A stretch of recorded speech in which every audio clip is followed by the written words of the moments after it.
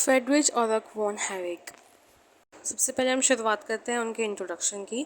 तो वो एक ऑस्ट्रियन इकोनॉमिस्ट थे और वो प्रोफेसर थे at London School of Economics में, और वो प्रोफेसर भी रह चुके हैं एट यूनिवर्सिटी ऑफ शिकागो में। और उन्हें 1974 में नोबेल प्राइज़ इन इकोनॉमिक्स भी मिला है। सबसे पहले शुरुआत हम करते हैं उनके सबसे पहले टॉपिक से, डिफेंस ऑफ मार्केट इकोनॉमी। उन्होंने मार्केट इकोनॉमी को डिफेंड करा है और उनकी राइटिंग जो थी उसमें लिखा हुआ है, मतलब राइटिंग्स का मतलब उनका काम, उनके काम में उन्होंने बताया है कि सेंट्रल डायरेक्टेड इकोनॉमी जो है वो इतना परफेक्ट यूज सेम यूज़ नहीं कर सकती जैसे कि एक इंडिविजुअल नॉलेज को यूज़ करा जाता है बाय मार्केट इकोनॉमी। जो मार्केट इकोनॉमी इंडिविजुअल टैलेंट को या नॉलेज को यूज़ करती है, ऐसी नॉलेज को यूज़ करना सेंट्रल डायरेक्टेड इकोनॉमी के बस की नहीं है। अगर आप देखेंगे तो यहाँ पे दो बहुत ही मेन की पॉइंट्स हैं या कीवर्ड्स हैं। सबसे पहला है सेंट्रल डायरेक्टेड इकोनॉमी और दूसरा है मार्केट इकोनॉमी। तो सेंट्रली प्लान्ड इकोनॉमी हम देखते हैं चाइना में या रशिया में, जहाँ पे जो सेंट्रल गवर्नमेंट होती है आपकी, वो पूरी प्लान करती है आपकी इकोनॉमी, उसके हिसाब से चलता है, जैसे कम्युनिस्ट कंट्रीज़ में होता है ज़्यादातर। और फिर दूसरी बात हम करते हैं मार्केट इकोनॉमी की, जैसे जो लिबरल कंट्रीज़ हैं जहाँ पे डेमोक्रेसी है, जैसे कि अमेरिका, इंग्लैंड, तो वहाँ पे आप देखते हैं मार्केट इकोनॉमी को। और हमारे देश में कौन सी इकोनॉमी है? मिक्स्ड इकोनॉमी है। दोनों के फीचर्स मिक्स्ड होते हैं यहाँ। सेल्फ रोड टू सेल्फडम, ये उनकी बुक का नाम है और इसमें उन्होंने बताया है कि जो इकोनॉमिक प्लानिंग होती है उसकी वजह से टोटलिटेरिज्म बढ़ता है या उसकी वजह से होता है, क्योंकि वो सिंपली अपने मन मुताबिक चलते हैं अगर हम देखा जाए तो, जो कि हालांकि उसकी इंटेंशन नहीं होती है, पर फिर भी ऐसा हैविक का मानना है। उन्होंने नेगेटिव लिबरलिज्म को सपोर्ट करा है और जो पॉजिटिव लिबरलिज्म है उसको नकार दिया है।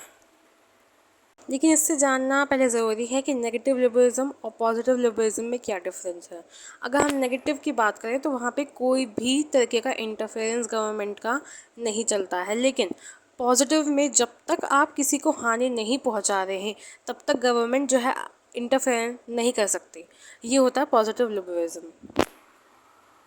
हैविक ने जो उनकी फेमस दूसरी किताब है जिसका नाम है द कॉन्स्टिट्यूशन ऑफ लिबर्टी, उसमें बताया है, उन्होंने बोला कि जो क्लासिकल लिबरल सिस्टम है उसके अंडर जो स्कोप होता है एक्शन करने का और अटैक करने का या फिर अग्रेसिव होने का, फोर्स यूज़ करने का, वो कम होता है एज़ कम्पेयर कि अगर और से हम कंपेयर करें तो जो सिटीजन्स हैं उनको मटेरियल बेनिफिट ज़्यादा मिलता है। उन्होंने ये भी बोला है कि जो गवर्नमेंट है उनको अपनी पॉलिसीज़ को ऐसे प्रिपेयर करना चाहिए, ऐसे बनाना चाहिए जो मार्केट सिस्टम से बाहर जाके उनको वेलफेयर स्कीम्स प्रोवाइड हो। मतलब कि कहने का सिंपल ये मतलब है कि सर्विस ऐसी देनी चाहिए गवर्नमेंट को जो मार्केट सिस्टम से बाहर हो। अगर सिंपल वे में बोले तो उनका मानना ये था जो सोशल सर्विस होती हैं वो सेपरेट होनी चाहिए मार्केट सिस्टम से। मार्केट के अंदर जो सिस्टम है वो कहीं ना कहीं वेलफेयर स्कीम से साथ नहीं होना चाहिए बल्कि सेपरेट होना चाहिए। और मार्केट को आप एक इंस्ट्रूमेंट ऑफ डिस्ट्रीब्यूटिव जस्टिस नहीं बनाएंगे। उनका ये मानना था कि इकोनॉमी एक अलग चीज़ है और सोशल सर्विस एक अलग चीज़ है। The state should perform mainly two functions. उनका कहना था कि पहला, it should promote competition within market system, और सेकेंड था, needs must be meet outside market system. अब आते हैं उनके फ्रीडम एंड इक्वलिटी पर। इसमें बताया गया है कि जो हैवॉक है उनका मानना ये था इंडिविजुअल जो है himself is not the most important element. कहने का ये मतलब है सोसाइटी के अंदर वो मोस्ट इम्पॉर्टेंट एलिमेंट खुद नहीं है इंडिविजुअल। अकॉर्डिंग टू हिम उनका मानना था फ्रीडम जो है वो नेसेसरी होती है इंडिविजुअल के लिए for material and cultural progress of the society, कि वो इंडिविजुअल अपने लिए नहीं बल्कि सोसाइटी की भलाई के लिए काम करें। वो फ्रीडम इक्वालिटी बहुत इंपॉर्टेंट होती है उसके लिए। और इसीलिए भी उनका मानना था, इसीलिए कहा गया है कि हैवॉक जो है doesn't believe in equal distribution of freedom.